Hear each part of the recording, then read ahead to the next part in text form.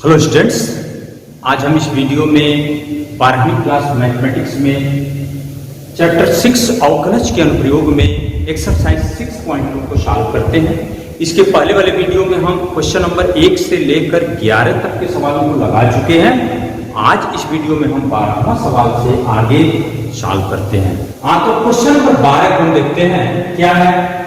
0 से π/2 में कौन फलन ह्रासमान है, ये प्रूव करना, आपको दिखाना है। इसमें A, B, C, D करके 4 फलन दिए गए हैं। तो क्या करना होता है, इसका फर्स्ट डेरिवेटिव निकालकर इसमें चेक कर लेंगे कौन निगेटिव है, उससे सिद्ध होता है। तो एक हम लिखते हैं f(x) = cos x। तो f डैश x क्या होगा, cos x का डिफरेंशियल क्या होगा, -sin x। अब ये देखना है कि चूंकि 0 से π/2 में sin x का मान तो ग्रेटर देन 0 होता है। पहला चतुर्थांश में sin x पॉजिटिव होता है, तो जब ये पॉजिटिव होगा तो इसके पहले माइनस है, इसलिए f डैश x <0 होगा। क्योंकि f डैश x नेगेटिव होगा, इसलिए ये cos x फलन क्या है, ह्रासमान है। अब यह दर्शाता है हम कहाँ के लिए ह्रासमान बोल रहे हैं, इसके लिए इस अंतराल में ह्रासमान है, क्योंकि आप उसी में चेक कर रहे हैं, तो ये ह्रासमान है। ऐसे बी के लिए क्या करेंगे आप, हम लगा दे रहे हैं ना, तो आप चेक कर लेंगे cos 2x। तो f डैश x क्या होगा, cos 2x का sin 2x -2 sin 2x होगा। इसको और अच्छी तरह से आपको जानना है, तो आप चाहते हैं तो इसका मान 2 sin x cos x होता है, 2 sin x cos x। तो या ऐसे सीधे देख सकते हैं, कोई बात नहीं।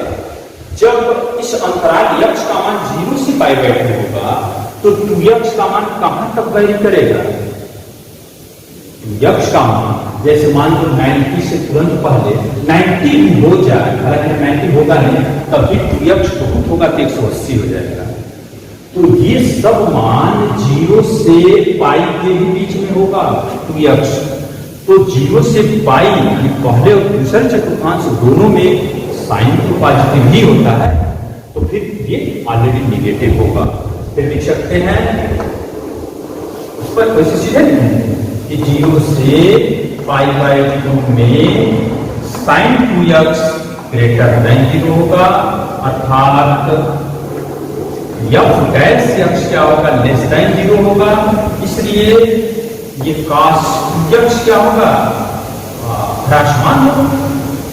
ये जो फलन है ह्रासमान। इसी प्रकार cos 3x tan x सबका डेरिवेटिव निकालकर बस चिन्ह को चेक कर लें। अगर आपको यहाँ कंफ्यूजन है तो आप इस लाइन को ऐसे लिखना है -2, इसका मान लिखो 2 sin x cos x, -4 sin x cos x लिख जाए। अब इसमें देख लो, पहले चतुर्थांश में sin x भी पॉजिटिव, cos x भी पॉजिटिव, तो ये पॉजिटिव तो माइनस है तो माइनस होगा। जैसे कि आप ये माइनस पता है कि लेस देन 0 है, ठीक। तो ऐसे हम आशा कर रहे हैं कि C और D आप लगा लेंगे।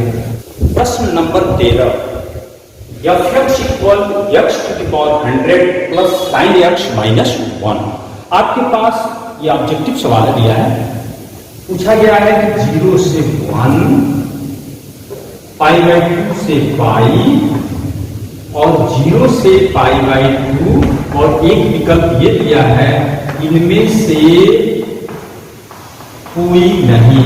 ये पूछा है यह फलन इनमें से किसमें ह्रासमान है। तो पहले आप डैश x निकाल लो, तो इसका डिफरेंशियल 100x⁴ 99 sin x का cos x। तो आप ये चेक करें इसमें से किसमें ये पॉजिटिव है या फिर निगेटिव है। तो ये तो एकदम स्पष्ट है 0 से 1 में ये पॉजिटिव ही होगा, क्योंकि 100 है, x⁴ 99 भी करेंगे क्योंकि 1 से छोटा ही है। 1 से छोटी संख्या को जितना भी पावर बनाएंगे आप, क्योंकि पॉजिटिव तो है पॉजिटिव तो है तो 1 से कम होगा, और ये cos x का मान -1 से छोटा तो होता ही नहीं है, तो ये क्लियर है इसमें पॉजिटिव है। π/2 से पाई दूसरे चतुर्थांश में जाते हैं।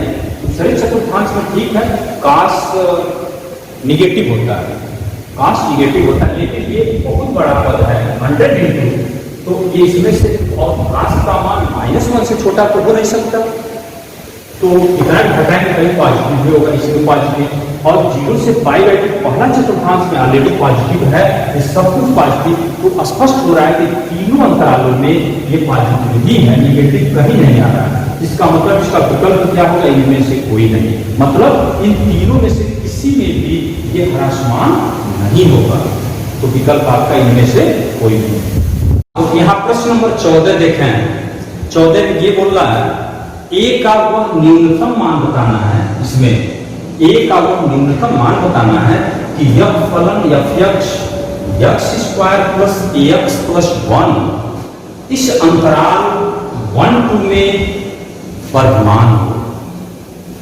ए का क्या मान होगा, तो वर्धमान होने के लिए क्या होना चाहिए, इसका प्रथम अवकलज इस अंतराल में पॉजिटिव होना चाहिए। तो हम f' को ज्ञात कर रहे हैं, f' क्या होगा 2x प्लस a, तो अब 2x प्लस a का मान क्या होना चाहिए, पॉजिटिव होना चाहिए। x के किन मानों पर पॉजिटिव होना चाहिए, 1 और 2 के बीच में होना चाहिए x का मान। तो यहां से अब यहां आप देख सकते हैं x का मान 1 से बड़ा होना चाहिए या 1 के इक्वल होना चाहिए, और लेस आर इक्वल 2 होना चाहिए। ये रेंज दिया है, x का प्रांत यहाँ दिया हुआ है। अब हम इसको खोजें कि 2x प्लस a पॉजिटिव, इसमें पहले 2x प्लस a पद हम अपने तरफ से बना लेते हैं।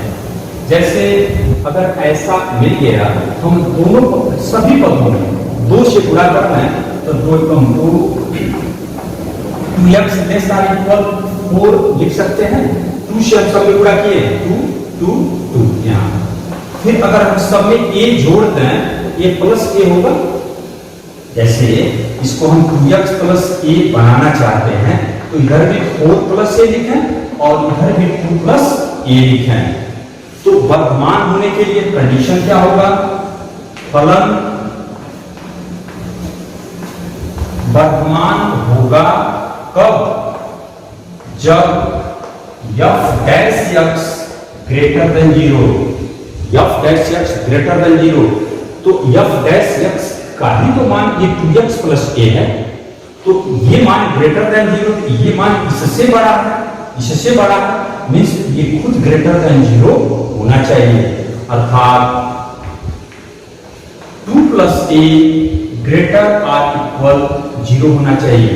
ध्यान दीजिएगा, मींस यहाँ a ग्रेटर आर इक्वल -2 होना चाहिए, मतलब 2 प्लस a का मान अगर 0 से बड़ा है तो गारंटी है 2x प्लस a भी 0 से बड़ा होगा। क्यों, क्योंकि ये इससे बड़ा है। तो यहाँ क्या हो रहा है, इसको हम क्या लिख सकते हैं, a का मान -2 से बड़ा होगा या उसके बराबर होगा, अर्थात न्यूनतम कितना होना चाहिए, -2 होना, -2 से छोटा नहीं हो सकता है, -2 से बड़ा ही होना चाहिए। अर्थात यहाँ मिल गया, अर्थात a का न्यूनतम मान कितना होगा, -2 होगा।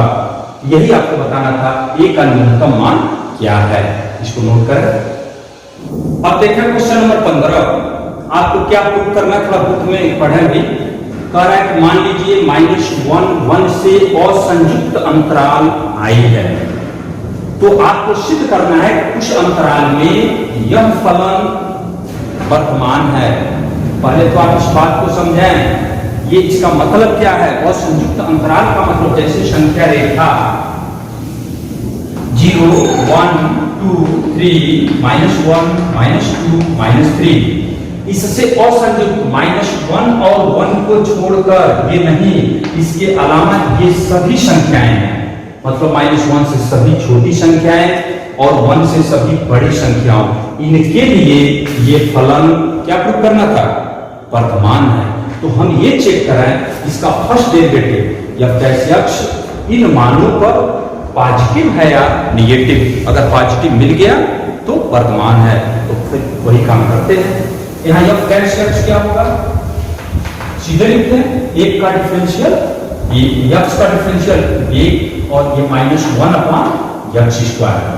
इसमें आप देख सकते हैं x square -1 by x square, इसको लिख सकते हैं। हमें क्या चाहिए, इससे और संयुक्त मीन्स हम ये चेक करना है जब x का मान -1 से छोटा है तो f डैश x पॉजिटिव है या निगेटिव, और 1 से बड़ा है तब पॉजिटिव है या निगेटिव। जब x लेस देन -1 तो f डैश x क्या होगा, आप सोच के देखिए। जैसे -2 रखा है तो -2 करोगे तो +4 होगा, 4 - 1 3, यानी इधर जब आएंगे कोई मान रखोगे तो ये 1 से बड़ा ही होगा और पॉजिटिव हो जाएगा। ये हमेशा पॉजिटिव है, गारंटी है। और फिर जब x ग्रेटर देन 1 1 से बड़ा होगा तब भी वही स्थिति है, 2 3 4 5 6 2 का स्क्वायर 4, तो गारंटी है f dash x greater than 0। मतलब वही शब्द में लिख लेंगे यार कि -1 से 1 से और संयुक्त अंतराल में दिया गया फलन वर्तमान है, इसको आप नोट कर लेंगे ऐसे। क्वेश्चन नंबर 16 देखें, f(x = log sin x) आपको प्रूव करना है इस अंतराल 0 से π/2 में यह फलन वर्तमान है और π/2 से π में यह फलन ह्रासमान है। सेम सवाल, इस पर बहुत से सवाल लगा चुके हैं। सबसे पहले हम f डैश x को ज्ञात करते हैं, तो log sin x का differential 1 upon sin x into sin x का डिफरेंशियल cos x, तो ये क्या हो गया, cot x। तो इस रेंज में देखना 0 से π/2 में cot x पॉजिटिव होता है निगेटिव, पॉजिटिव होता है, ग्रेटर देन 0, क्योंकि पहले चतुर्थांश में cot का मान धनात्मक होता है। तो अर्थात f dash x greater than 0 हो गया, इसलिए 0 से π/2 में f x जो फलन दिया है वो क्या होगा, वर्तमान होगा। और इसी तरह से आप इसको नोट कर लेंगे, लिखेंगे अंतराल π/2 से π दूसरा चतुर्थांश होगा, दूसरे चतुर्थांश में cot निगेटिव होता है, सीधी बात है। यहाँ लिखेंगे π/2 से π में cot x लेस देन 0, अर्थात f dash x less than 0, इसलिए इस π/2 से π में f x ह्रासमान है। तो ऐसे क्वेश्चन नंबर 16 पूरा हो गया। ठीक ऐसा ही क्वेश्चन नंबर 17 है, f x बराबर log cos x दिया है, आपको प्रूव करना है इस अंतराल में यह फलन वर्तमान है और इस अंतराल 3π/2 से 2π में ह्रासमान है। ये कहाँ है अंतराल, 0 से π/2 ये वाला है, और ये π होता है, ये 3π/2 और ये 2π, ये अंतराल, ये चौथा वाला चतुर्थांश है। तो सबसे पहले आप f डैश x निकालें, तो log cos x 1 upon cos x into sin x tan x। तो अब आप आइए यहाँ 0 से π/2 क्या प्रूव करना था, बुक में थोड़ा सा एक बार और देख लेते हैं। क्वेश्चन नंबर 17 तो प्रूव कीजिए, ये हो गया ना। तो f डैश x 0 से π/2 ये पहला चतुर्थांश है, इसमें tan का मान क्या होता है, पॉजिटिव या निगेटिव, पॉजिटिव होता है। तो ये ऑलरेडी माइनस है, तो f डैश x तो निगेटिव आ रहा है पहले, इसका मतलब इस अंतराल में क्या होगा, ह्रासमान होगा। और इसमें क्या होगा, इसमें tan निगेटिव होता है, तो ये निगेटिव और ये निगेटिव मिलकर पॉजिटिव हो गया। तो फिर हम क्या बोल सकते हैं, इस अंतराल में यह फलन वर्तमान होगा। ओके, तो इसमें ह्रासमान है और इसमें वर्तमान है। लिखने का तरीका पीछे कई सवाल बता चुके, इसमें आप देखकर नोट करें। प्रश्न नंबर 18 क्या क्या लिखा है, सिद्ध कीजिए कि R में पूरे वास्तविक संख्याओं में आपको सिद्ध करना है कि यह फलन वर्धमान है। तो पहले हम f डैश x निकाल रहे हैं। f डैश x क्या होगा, 3x square minus 6x plus 3। इसको थोड़ा और हल करें, 3 कॉमन लेते हैं, x square minus 2x plus 1, 3x minus 1 का होल स्क्वायर। तो इस पद को देखकर आप क्या देख रहे हैं, क्या सोच रहे हैं, कोई भी वास्तविक संख्या लें, चाहे निगेटिव या पॉजिटिव, जब ये पूर्ण वर्ग है तो यह पद ऑलरेडी पॉजिटिव होगा, इसमें कोई डाउट नहीं होना चाहिए।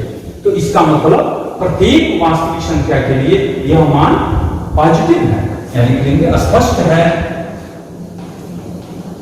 कि प्रत्येक x एलिमेंट ऑफ R के लिए f dash x greater than 0, क्योंकि पूर्ण वर्ग हमेशा पॉजिटिव होगा, अतः फलन क्या होगा, वर्धमान होगा।